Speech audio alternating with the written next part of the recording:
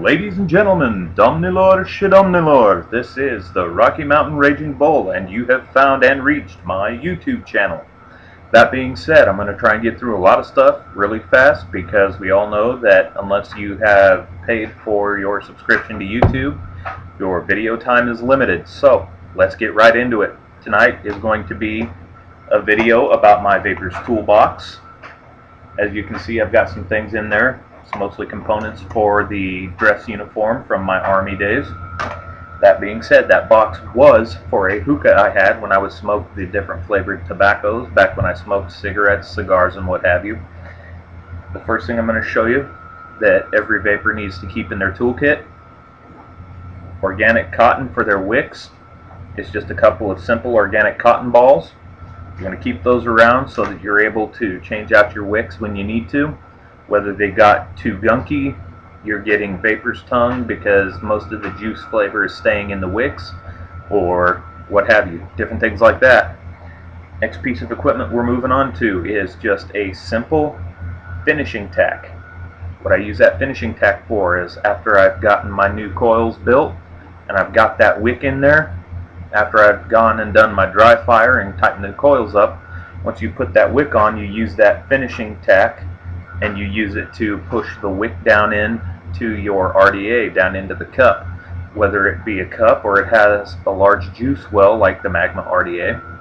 It's great to get it over the top of the coil or underneath the coil. Also helps you be able to adjust that wick and keep it away from the airflow on those that have the airflow directly next to a juice well. We're going to move on from that, and next up, the next piece of equipment that I'm going to show you guys is just a simple pair of scissors.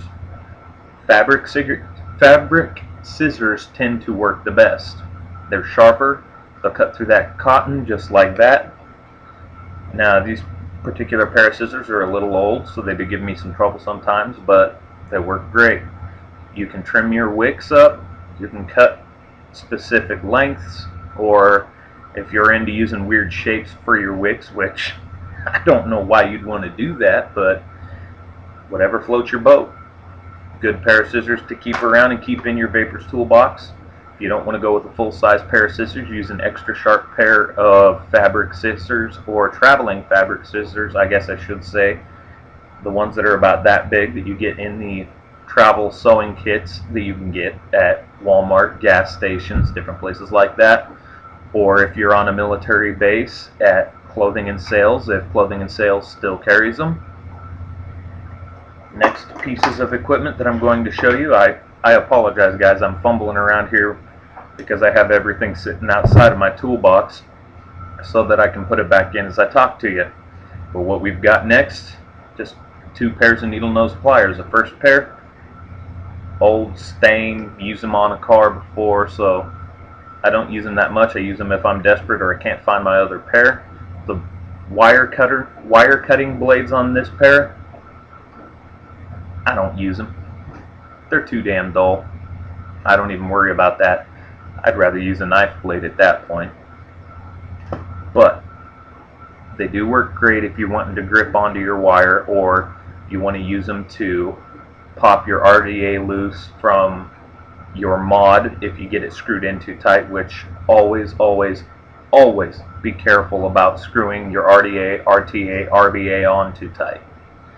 The second pair of needle nose pliers also has wire cutting blades on them. They're really dull, but they will work in a pinch, this particular pair. This pair, as you can see, also has the odd conical shaped tips, which actually when you're working with your different wires, this tends to give me a better grip if my hands get real sweaty and I'm trying to wrap a coil. So we're going to head, toss these back in the box, and we'll get moving on. Next, an essential piece. Pretty much everything in here is essential, but one of the more important pieces, a pair of wire cutters. Pick them up at Walmart, you know, any home garden hardware supply store. like Home Depot, Lowe's, Eagle Home and Garden, Ace Hardware, or if you're in regions where they still have it, coast to coast. It's great to keep around so that when you're down to cutting the length of wire that you need, if you've got a spool of it or you've just got a big loop of it, you can cut it down, trim the ends, get it ready to put in your RDA. Next piece of equipment, if you do not have a pair of scissors and you don't have a pair of wire cutters, is a simple pair of toenail clippers. Good sharp toenail clippers will go a long way when you're working with your RDAs or any other rebuildable atomizers. In this case, this is just a simple pair of dollar store toenail clippers. Pick them up pretty much anywhere toenail clippers are sold, obviously.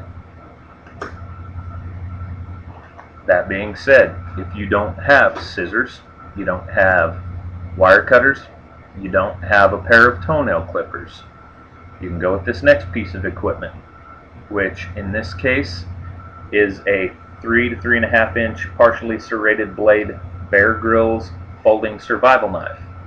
This particular knife does come with the clip so that you can carry it on your belt or on the waistband of your pants. I always carry a knife out of habit from my Army days. They always told me, carry a good multi-tool and carry a good sharp knife. So even to this day, I still carry a good sharp knife.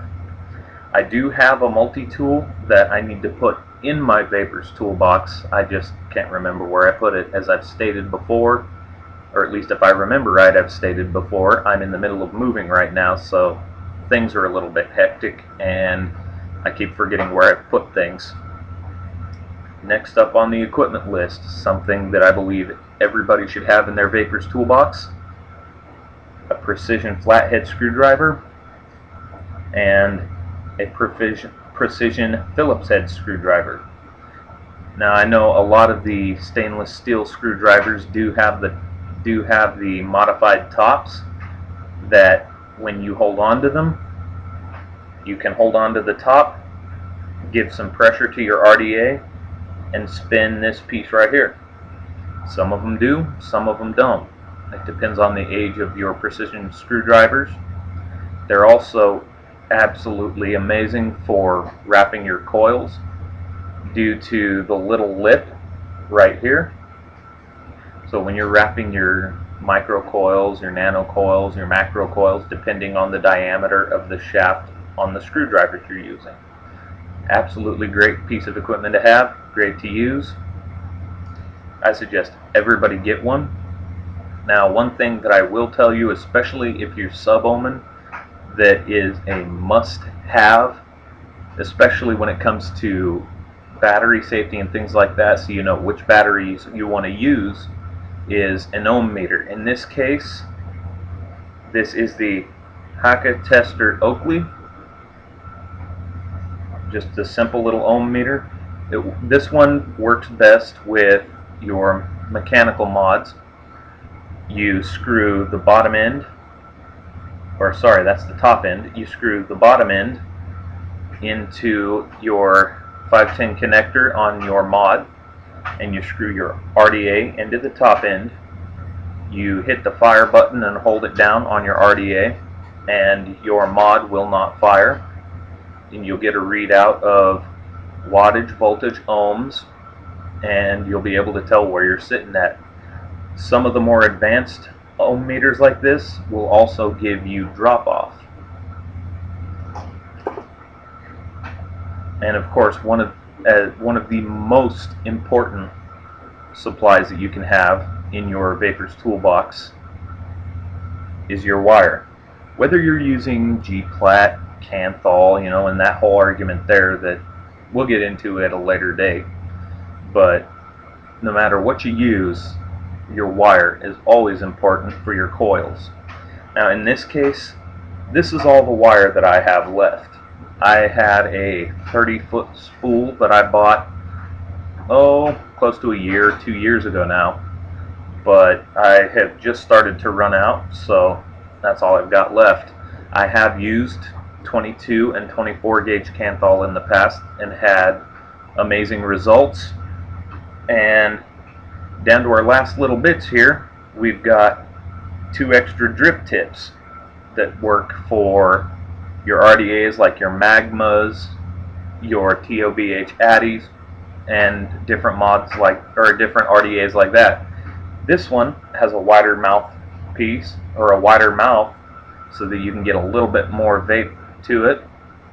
The end, of course, is still smaller. It's not hollowed out. It's not like the big chuffs on, say, your dark horses.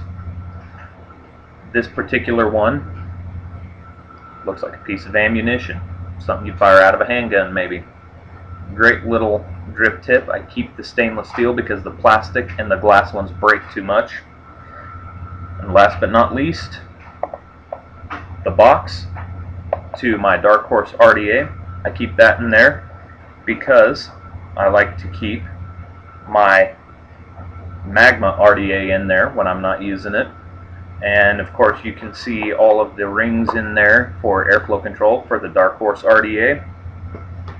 That being said, guys, I know this was a quick video and I was spitting out a ton of information at you guys, but tried to get it done as quick as I can due to time constraints. And all in all, I hope you guys enjoy watching. I'll try and get a video out to you guys on the Dark Horse RDA and the different e-juices I have. And other than that, thanks for coming by, thanks for watching, and as always, this is the Double RB saying,